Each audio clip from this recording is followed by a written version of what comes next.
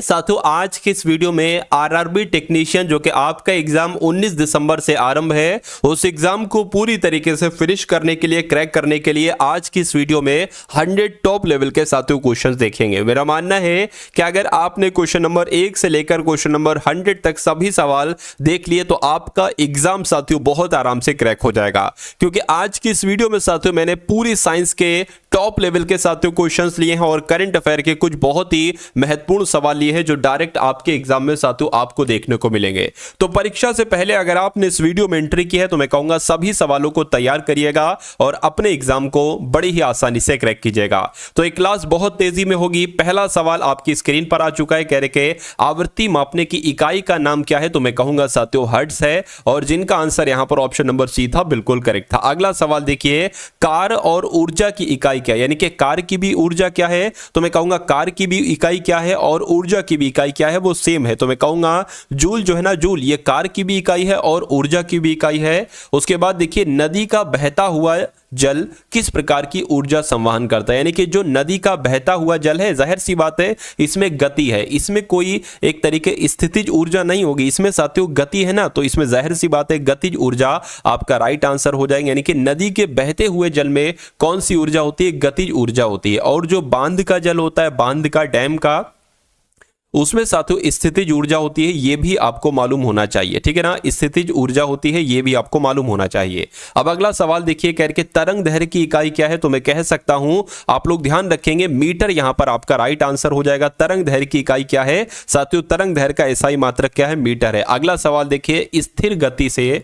दौड़ रही रेलगाड़ी में बैठा यात्री लंबवत ऊपर की दिशा में गेंद फेंकता है, वह गेंद कहां पर गिरेगी, यात्री के हाथों में, यात्री के सामने, यात्री के पीछे, वह रेलगाड़ी की गति की दिशा पर निर्भर करती है, तो मैं कहूंगा वो गेंद यात्री के हाथ में ही गिरेगी, इसलिए सही जवाब आपका ऑप्शन नंबर ए हो जाएगा। घर्षण के संबंध में निम्नलिखित में से कौन सा विकल्प सही है। साथियों बड़ी ही टॉप लेवल के क्वेश्चंस यहां पर आप देख पाएंगे, बड़ी ही टॉप लेवल के क्वेश्चन। चलिए, तो इस सवाल की अगर बात करें, घर्षण के संबंध की यहां पर बात की, मतलब घर्षण क्या होता है, तो घर्षण गति का विरोध करता है, बिल्कुल। घर्षण टूट फूट का कारण नहीं होता है, नहीं, गलत हो जाएगा। घर्षण से ऊर्जा नष्ट नहीं होती है, घर्षण से उष्णता का उत्पादन नहीं होता। मैं कहूंगा साथियों आंसर आपका जो जाएगा वो ऑप्शन नंबर क्या, ऑप्शन नंबर ए के साथ जाएगा। जैसे कि बात करें साथियों यहां पर कैरम की, कैरम पर पाउडर किस लिए डाला जाता है, ताकि घर्षण कम हो जाए, ठीक है। और घर्षण जैसे मान लीजिए कोई खुरदुरी रोड है तो वहां पर घर्षण अधिक होता है, तो मैं कहूंगा घर्षण गति का विरोध करता है, इसलिए राइट आंसर आपका ऑप्शन नंबर ए हो जाएगा। अगला सवाल आपकी स्क्रीन पर कह रहे कि लोहे की एक छोटी गोली पानी में डूब जाती है जबकि जलयान जहाज पानी पर तैरता है, यह सिद्धांत निम्न में से किस वैज्ञानिक पर आधारित है, तो ये किसने दिया था साथियों, ये आर्किमिडीज की अगर बात करें, ये आपका सही जवाब हो जाएगा, और जिनका भी आंसर ऑप्शन नंबर डी बिल्कुल करेक्ट है। अगला सवाल देखिए आपकी स्क्रीन पर है, ध्वनि तरंग की कौन सी विशेषता इसके तारत्व को तय करती है, तो यहां पर आपका सही जवाब जो होगा साथियों वो आवृत्ति के साथ जाएगा, यानी कि आवृत्ति जो है ना ये साथियों तारत्व को तय करती है। ध्वनि तरंग की जो आवृत्ति होती है ये तारत्व को तय करती है, ये भी आपको याद रखना है। अगला सवाल देखिए, निम्नलिखित में से किसमें ध्वनि की गति सबसे तेज होती है, तो ध्वनि की गति की अगर बात करें तो ये साथियों किसमें तेज होती है, लोहे में तेज होती है, यानी कि अगर यहां पर ठोस लिखा होता तो ठोस आपका राइट आंसर हो जाएगा। देखिए ध्वनि की जो गति होती है वो सबसे अधिक ठोस में होती है, उसके बाद साथियों ठोस की अगर बात करें उसके बाद द्रव हो जाएगा और उसके बाद साथियों गैस हो जाएगा। उसके बाद देखिए अगला सवाल है करके ध्वनि निम्नलिखित में से किस माध्यम में यात्रा नहीं करती है, तो मैंने अभी आपको बताया ठोस, द्रव, गैस में साथियों यात्रा करती है, यानी कि गैस में यात्रा करती है, द्रव में यात्रा करती है, किसी धातु यानी कि ठोस में यात्रा करती है, लेकिन निर्वात में यात्रा नहीं करती है, नहीं करती है, तो ये आपका राइट आंसर है। अगला सवाल देखिए साथियों, अगर आपने अभी तक इस वीडियो को लाइक नहीं किया है तो मैं रिक्वेस्ट करूंगा कि वीडियो को लाइक कर दीजिए,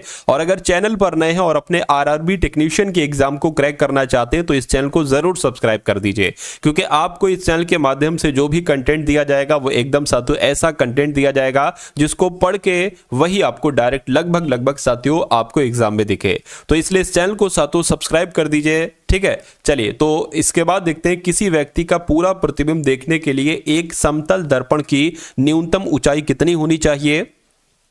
व्यक्ति की ऊंचाई के बराबर होनी चाहिए, नहीं साथियों आधी होनी चाहिए, ये सही हो जाएगा। व्यक्ति की ऊंचाई की आधी होनी चाहिए, ये आपका राइट आंसर है। अगला देखिए, स्वच्छ आकाश का नीला रंग किस कारण से दिखाई पड़ता है? तो जो आपको स्वच्छ आकाश का नीला रंग दिखाई पड़ता है ना, ये किस वजह से दिखाई पड़ता है? प्रकाश के विवर्तन की वजह से या प्रकाश के बिखरने की वजह से? तो मैं कहूंगा साथियों, देखिए प्रकाश का प्रकीर्ण भी इसको कहा जाता है। क्या?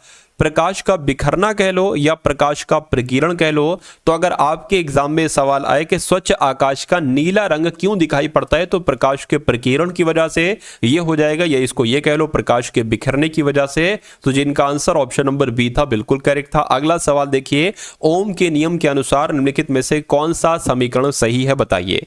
तो मैं कहूंगा साथियों, आर बराबर वी बटे आई होता है। क्या? आर बराबर वी बटे आई होता है। तो ऐसा कहां पर लिखा हुआ है? ऐसा ऑप्शन नंबर बी में लिखा हुआ है। उसके बाद देखिए नेक्स्ट नंबर का साथियों सवाल आपकी स्क्रीन पर है।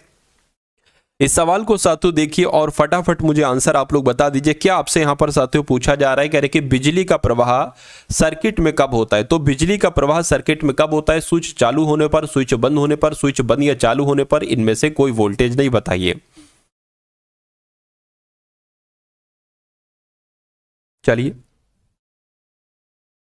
तो मैं कहूंगा साथियों स्विच बंद होने पर, ये आपका राइट आंसर हो जाएगा, क्योंकि नॉर्मली अगर बात करें स्विच ऑन होने पर परिपथ बंद हो जाता है और धारा प्रवाह होने लगती है, ठीक है ना। उसके बाद देखिए, डायनेमो ऊर्जा परिवर्तित करते हैं, यानी कि डायनेमो की अगर हम बात करते हैं तो ये यांत्रिक ऊर्जा को विद्युत ऊर्जा में बदलती है। क्या? डायनेमो। इसलिए आंसर आपका जो जाएगा वो ऑप्शन नंबर सी के साथ जाएगा। विद्युत प्रतिरोध को मापने के लिए निम्नलिखित में से किस उपकरण का इस्तेमाल किया जाता है? तो मैं कहूंगा साथियों ओम मीटर का इस्तेमाल किया जाता है। राइट आंसर आपका जाएगा ऑप्शन नंबर ए के साथ। अगर आपसे एमीटर के बारे में पूछा जाए तो ये विद्युत धारा को मापने वाला यंत्र है, ठीक है ना। अगर गैल्वेनोमीटर के बारे में आपसे पूछा जाए तो ये विद्युत परिपथ में जो विद्युत धारा की जो उपस्थिति ये बताता है गैल्वेनोमीटर। और वोल्ट मीटर की अगर बात करें तो ये दो बिंदुओं के बीच विभवांतर को चेक करता है, ये आपका वोल्ट मीटर। और अमीटर मैंने आपको बता ही दिया है, सॉरी ओम मीटर मैंने आपको बता ही दिया है। अगला सवाल देखिए, एसी को डीसी यानी कि प्रत्यावर्ती धारा को दिष्ट धारा में परिवर्तित करने के लिए किस उपकरण का इस्तेमाल किया जाता है? तो मैं कहूंगा रेक्टिफायर का इस्तेमाल किया जाता है। आंसर आपका जाएगा डी के साथ। अगला सवाल देखिए, 12 वोल्ट के विभवांतर वाले दो बिंदुओं के बीच 5C के आवेश को स्थानांतरित करने में किए जाने वाले कार्य का मान कितना होगा? तो यहां पर साथियों आपसे क्या पूछा जा रहा है? आपसे कार्य के बारे में पूछा जा रहा है, बताइए। यानी कि अगर वर्क की अगर बात करें, कार्य की अगर बात करें, तो कार्य कैसे चेक करेंगे साथियों? कार्य बराबर हो जाएगा आपका विभवांतर, क्या? विभवांतर गुणा आवेश हो जाएगा। क्या? विभवांतर और आवेश यहां पर हो जाएगा। विभवांतर कितना यहां पर है साथियों? कार्य की अगर बात करें, विभवांतर यहां पर 12 वोल्ट का है, तो यहां पर 12 आ जाएगा। और आवेश की अगर बात करें साथियों 5 कूलम हो जाएगी। तो मैं कहूंगा कार्य आपका कितना आ जाएगा? साफ साफ 12 पंजे 60, यानी कि कार्य आपका कितना आ जाएगा? 60 जूल आपका कार्य आ जाएगा। और 60 जूल कहां पर लिखा हुआ है? ऑप्शन नंबर सी में लिखा हुआ है। अब अगला सवाल देखिए, कह रहे कि इलेक्ट्रॉनिक संचार प्रणाली की 3 बुनियादी इकाइयां कौन सी? ये बहुत इंपॉर्टेंट क्वेश्चन है, स्टार लगाकर साथियों इसको नोट डाउन करिएगा।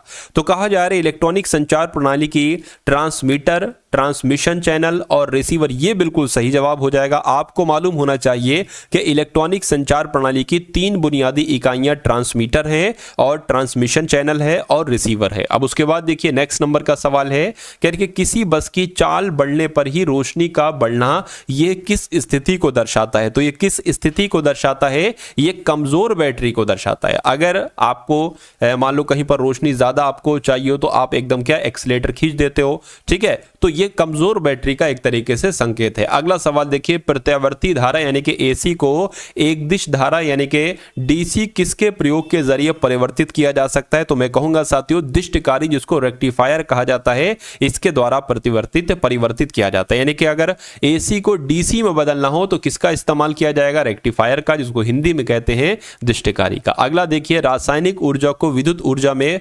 रूपांतरित किसके द्वारा किया जाएगा?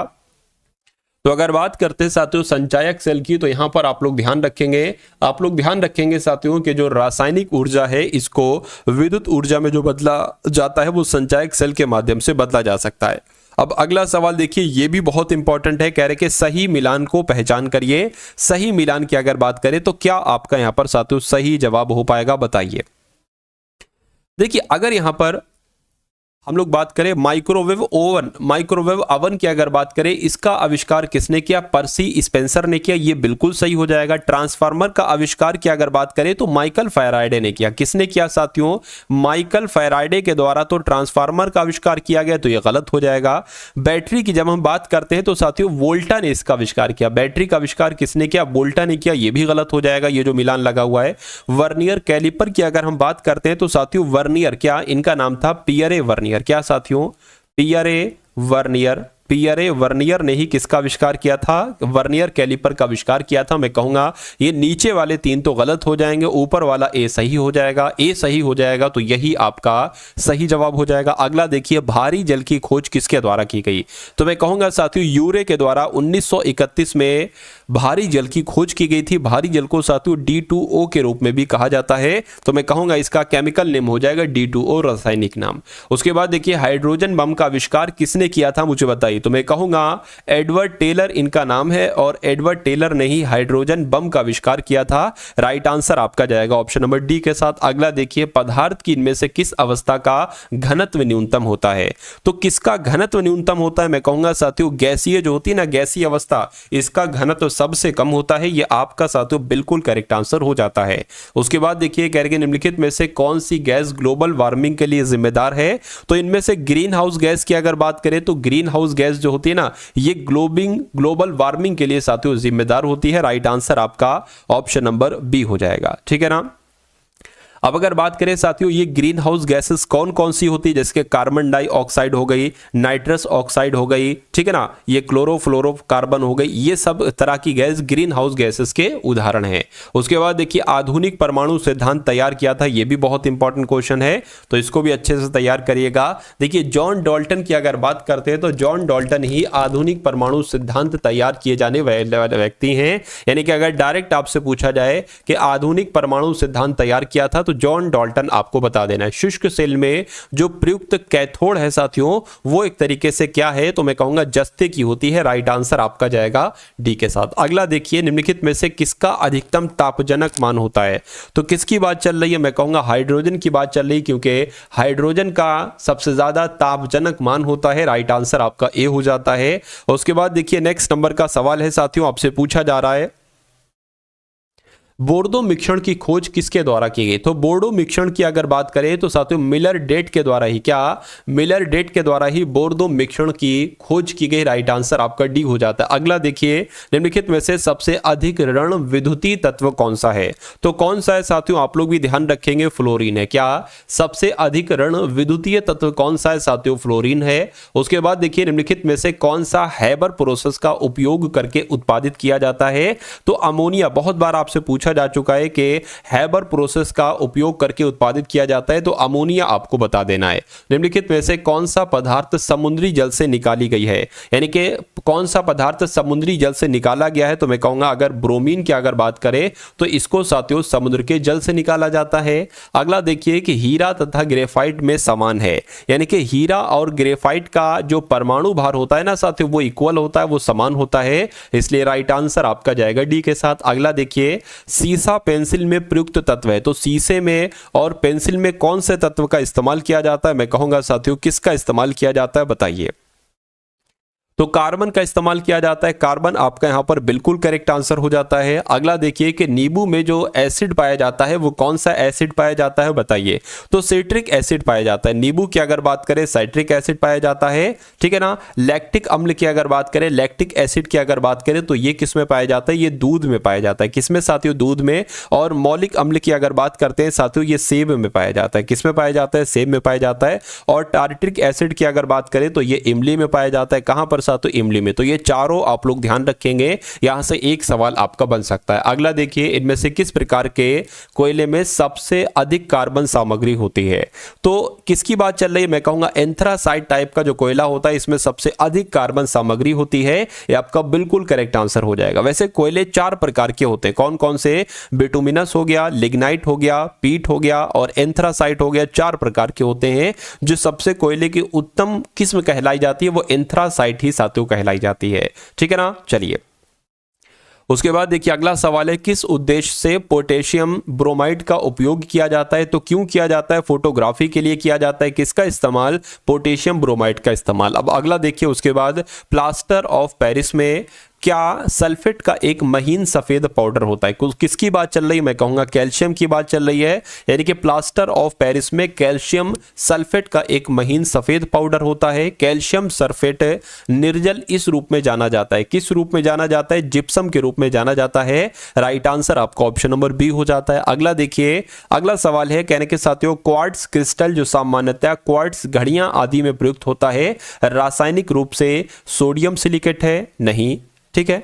जर्मेनियम ऑक्साइड, ये भी मैं कहूंगा साथियों जर्मेनियम ऑक्साइड तो नहीं है, सिलिकॉन डाइऑक्साइड हो जाएगा। यानी कि अगर सवाल आपका ये आता है तो आंसर मैंने आपको बता दिया है, सिलिकॉन डाइऑक्साइड आपका राइट आंसर हो जाएगा। अगला देखिए, खाने का सोडा, क्या खाने के सोडे का नाम बताइए मुझे साथियों? तो सोडियम, खाने के सोडे को सोडियम बाइकार्बोनेट भी कहा जाता है। क्या कहा जाता है? सोडियम बाइकार्बोनेट भी कहा जाता है। उसके बाद देखिए, निम्नलिखित में से कौन सा कैल्शियम कार्बोनेट का एक रूप है?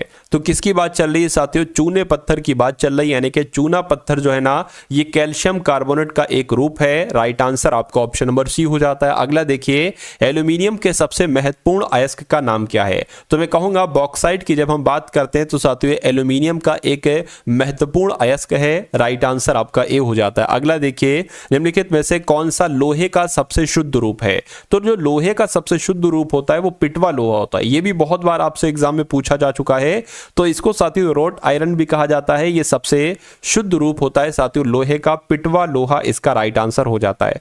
उसके बाद देखिए नेक्स्ट नंबर का सवाल है, कह रहे भोजन में रसायन किस उद्देश्य से मिलाया जाता है? तो उसके संरक्षण के लिए मिलाया जाता है। क्या भोजन के संरक्षण के उद्देश्य से साथियों उसमें रसायन मिलाया जाता है? राइट आंसर आपका सी के साथ है। अगला देखिए, निम्नलिखित में से कौन सा कीमती पत्थर एक तत्व से बना है और एक यौगिक नहीं है? बताइए। तो मैं कहूंगा हीरा आपका यहां पर सही जवाब हो जाएगा। क्या कि एक ये कीमती पत्थर है जो एक तत्व है और ये एक यौगिक नहीं है। चलिए अगला देखिए, प्राकृतिक रबर के बारे में निम्नलिखित में से कौन सा कथन सही है? बताइए। तो प्राकृतिक रबर के बारे में, क्या ये एक प्राकृतिक बहुलक है? बिल्कुल साथियों, प्राकृतिक रबर एक प्राकृतिक बहुलक है और इसमें लोचदार गुण होते हैं। ये बात भी बिल्कुल सही है। कृत्रिम बहुलक नहीं है, ठीक है। ये सिर्फ बहुलक कहा गया, ये भी नहीं है, ठीक है। प्राकृतिक बहुलक तो है लेकिन इसमें लोचदार गुण नहीं होते, ऐसा भी नहीं है। मैं कहूंगा इसमें लोचदार गुण होते हैं और ये एक प्राकृतिक बहुलक है। प्राकृतिक रबर के बारे में कौन सा कथन सही है? तो ऑप्शन नंबर ए वाला कथन सही है। अगला देखिए, प्रोटीन्स छोटे बिल्डिंग ब्लॉक से बने होते हैं जिन्हें किस नाम से जाना जाता है?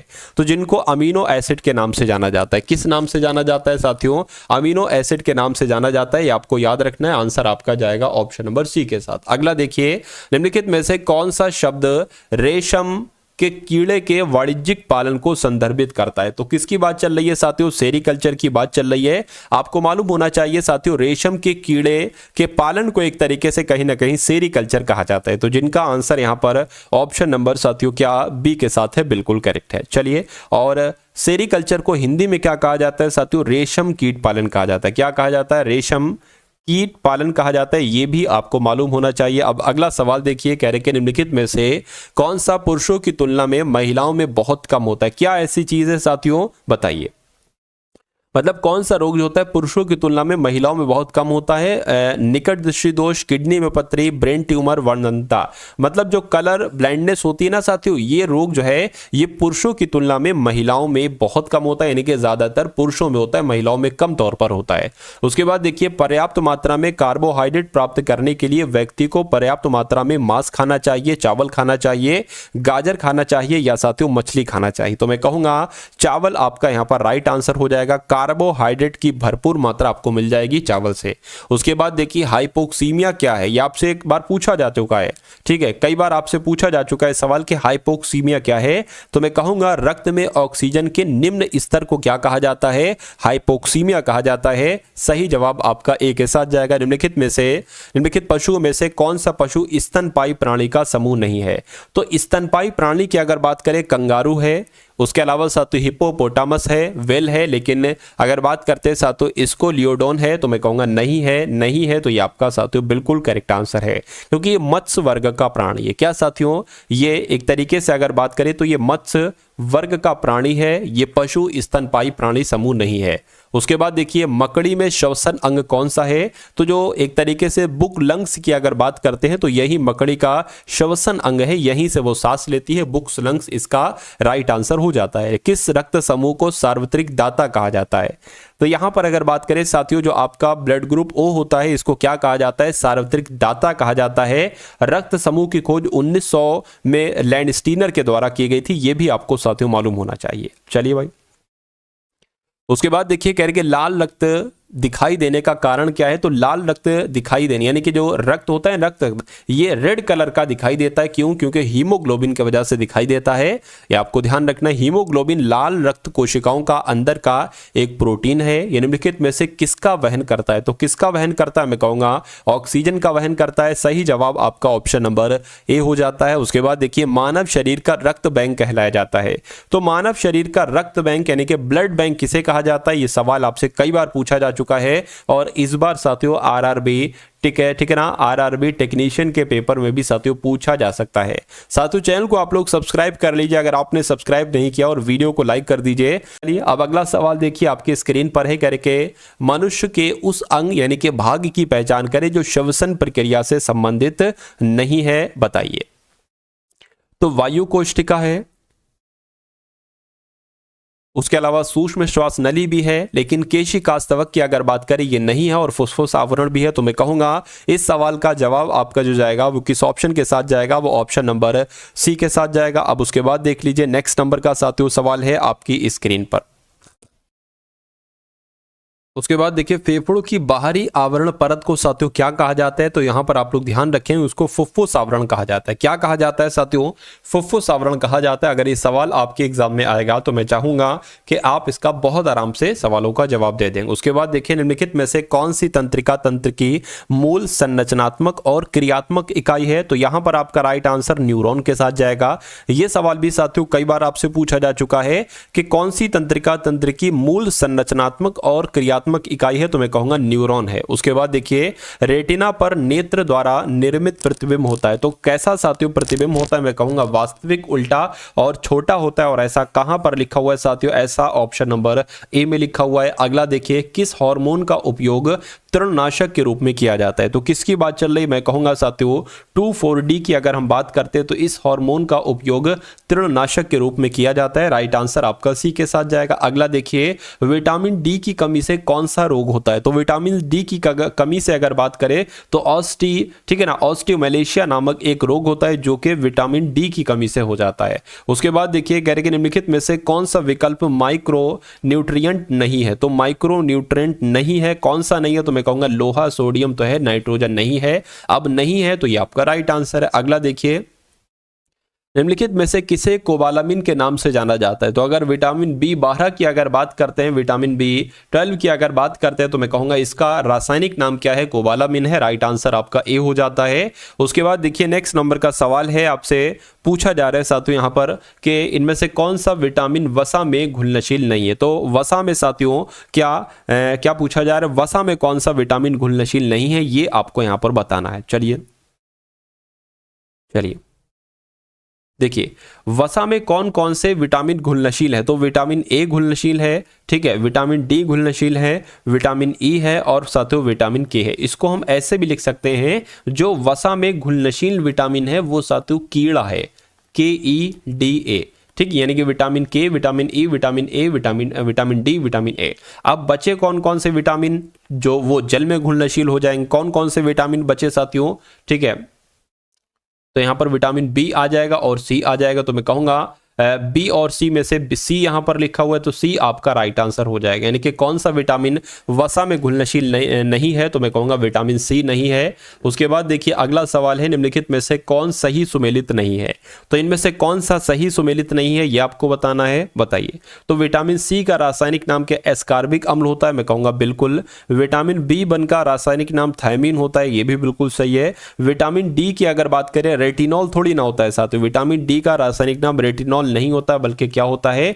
कैल्सीफेरॉल होता है। क्या होता है साथियों, कैल्सीफेरॉल होता है। तो मैं कहूंगा कौन सा सुमेलित नहीं है, ऑप्शन नंबर सी वाला सुमेलित नहीं है। अब नहीं है तो यही आपका राइट आंसर। उसके अलावा विटामिन के का रासायनिक नाम फिलोक्विनोन होता है। नेक्स्ट नंबर का सवाल है, कह रहे कि हाल ही में किसे अरुणाचल थिएटर फेस्टिवल का महोत्सव राजदूत नियुक्त किया गया। तो अब देखिए 70 क्वेश्चन आप लोगों ने देख लिए यहाँ पर विज्ञान के, और अब यहाँ पर लगभग 30 क्वेश्चंस आप लोग देखेंगे करंट अफेयर के। कौन से साथियों, करंट अफेयर के यहाँ पर 30 क्वेश्चंस देखेंगे।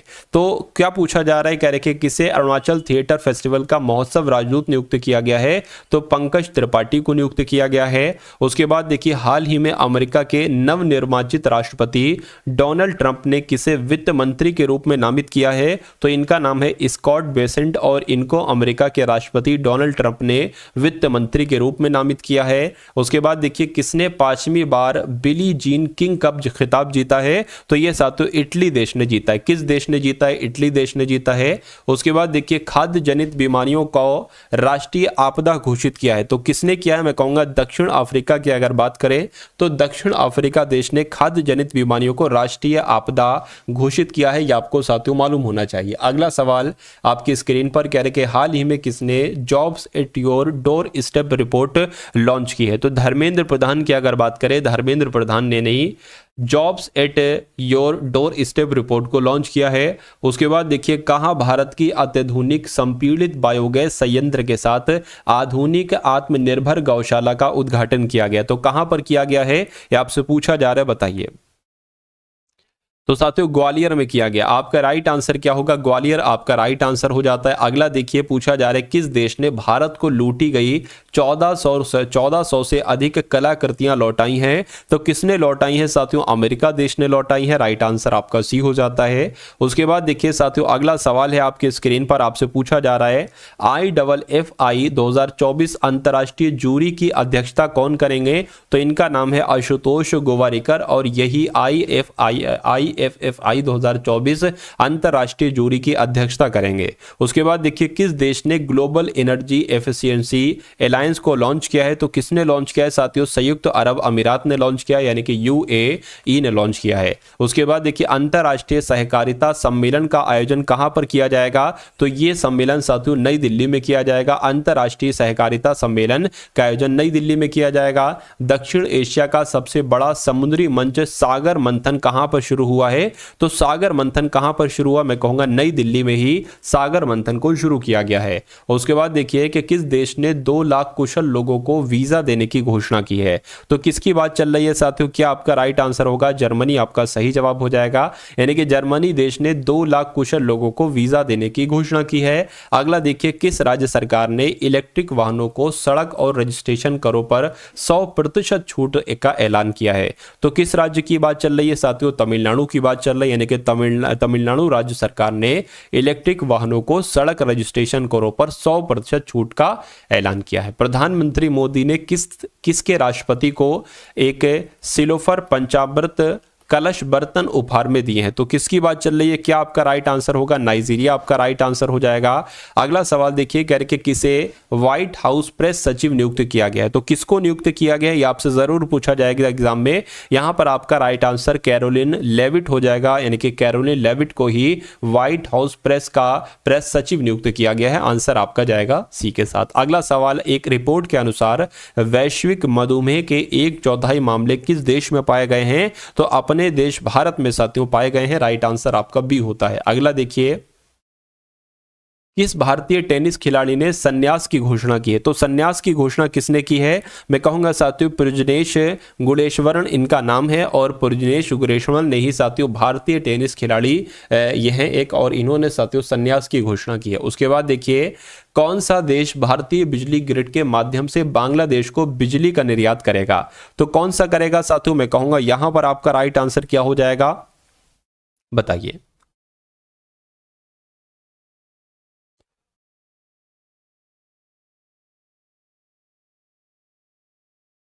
तो आप लोग ध्यान रखेंगे साथियों, नेपाल आपका यहाँ पर सही जवाब हो जाएगा। यानी कि आपको याद रखना है कि जो अपना नेपाल है पड़ोसी देश, ठीक, ये भारतीय बिजली ग्रिड के माध्यम से बांग्लादेश को बिजली का निर्यात करेगा। उसके बाद देखिए किसे दुबई स्पोर्ट्स काउंसिल का ब्रांड एम्बेसडर नियुक्त किया गया, तो मैं कहूँगा सानिया मिर्जा को किया गया है। उसके अलावा हरभजन सिंह को भी किया गया, यानी कि आंसर आपका सी हो जाता है। अगला देखिए किस राज्य के तेज गेंदबाज अंशुल कंबोज ने रणजी ट्रॉफी में एक पारी में 10 विकेट लिए हैं। तो किसकी बात चल रही है साथियों, हरियाणा राज्य के ये तेज गेंदबाज हैं, अंशुल कंबोज इनका नाम है, और इन्होंने रणजी ट्रॉफी में एक पारी में 10 विकेट लिए हैं। अब अगला सवाल है साथियों आपकी स्क्रीन पर, इस सवाल को देखिए और फटाफट आप लोग बता दीजिए कि आपका सही जवाब क्या होगा। हाल ही में किस राज्य सरकार ने आय और सौर ऊर्जा परियोजनाएं स्थापित करें पहल शुरू की है। तो ये पहल साथियों किसने शुरू की है, आपसे पूछा जा रहा है। मैं कहूंगा ये पहल हिमाचल प्रदेश के द्वारा शुरू की गई है।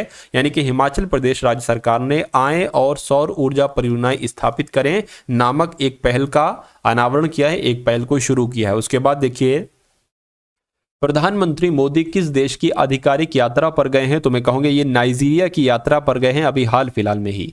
उसके बाद देखिए कि अनुराग श्रीवास्तव को किस देश में भारत का अगला उच्चायुक्त नियुक्त किया जाएगा, तो इनको कहां पर उच्चायुक्त नियुक्त किया जाएगा, मॉरिशस में किया जाएगा। किसको, अनुराग श्रीवास्तव को मॉरिशस में भारत का अगला उच्चायुक्त नियुक्त किया जाएगा। नेक्स्ट नंबर का सवाल है, कह रहे कि हाल ही में पहले बोडोलैंड महोत्सव का उद्घाटन कहां पर किया गया है, तो साथियों ये नई दिल्ली में किया गया है उद्घाटन। किसका उद्घाटन, बोडोलैंड महोत्सव का उद्घाटन नई दिल्ली में किया गया है। अगला देखिए हाल ही में चीन ने कहां मेगा पोर्ट का अनावरण किया है, तो साथियों मेगा पोर्ट का अनावरण जो किया है वो पेरू में किया है। कहां पर साथियों किया है, चीन ने पेरू में किया है। उसके बाद देखिए किस एयरपोर्ट को डिजिटल नवाचारों के लिए वैश्विक पुरस्कार मिला है, तो मैं कहूंगा हैदराबाद एयरपोर्ट को डिजिटल नवाचारों के लिए वैश्विक पुरस्कार दिया गया है। वीवो ने किसे अपनी वाई सीरीज स्मार्टफोन्स के लिए ब्रांड एम्बेसडर बनाया है, तो किसकी बात चल रही है, क्या आपका राइट आंसर होगा साथियों, सुहान खान आपका राइट आंसर हो जाएगा, क्योंकि वीवो ने सुहान खान को अपनी वाई सीरीज स्मार्टफोन्स के लिए ब्रांड एम्बेसडर बनाया है। दिल्ली के सराय काले खां चौक का नाम बदलकर क्या कर दिया गया है, तो इसका नाम बिरसा मुंडा चौक कर दिया गया। क्या कर दिया गया, बिरसा मुंडा चौक कर दिया गया है। आंसर आपका जाएगा बी के साथ। उसके बाद देखिए गृह मंत्रालय ने कहा कि 6 पुलिस स्टेशनों के अधिकतर क्षेत्र को अशांत क्षेत्र घोषित किया है, तो साथियों किसकी बात चल रही है, क्या आपका राइट आंसर यहां पर हो सकता है, मैं कहूंगा मणिपुर आपका राइट आंसर हो जाएगा। यानी कि गृह मंत्रालय ने मणिपुर के 6 पुलिस स्टेशनों के क्षेत्र को अशांत क्षेत्र घोषित कर दिया है। किसके द्वारा, पर्यावरण के अनुकूल बायोग्रेडेबल फोम बनाया गया है, तो किसकी बात चल रही है साथियों, आप लोग ध्यान रखेंगे IISc बेंगलुरु की बात चल रही है। ये आपका बिल्कुल करेक्ट आंसर हो जाता है। अगला सवाल कह रहे कि कहां प्रसिद्ध जौल जीबी मेले का उद्घाटन किया गया है, तो ये उत्तराखंड में किया गया। कहां पर साथियों, जो जौल जीबी मेला लगा है ना, ये उत्तराखंड में लगा है। उसके बाद देखिए 15 नवंबर को किस राज्य की स्थापना दिवस मनाई जाती है, तो कहां की अगर बात करें साथियों, झारखंड आप लोग यहां पर याद रखेंगे, झारखंड आपका बिल्कुल करेक्ट आंसर हो जाता है। यानी कि 15 नवंबर को झारखंड की राज्य के स्थापना दिवस मनाया जाता है। आंसर आपका जाएगा ऑप्शन नंबर बी के साथ।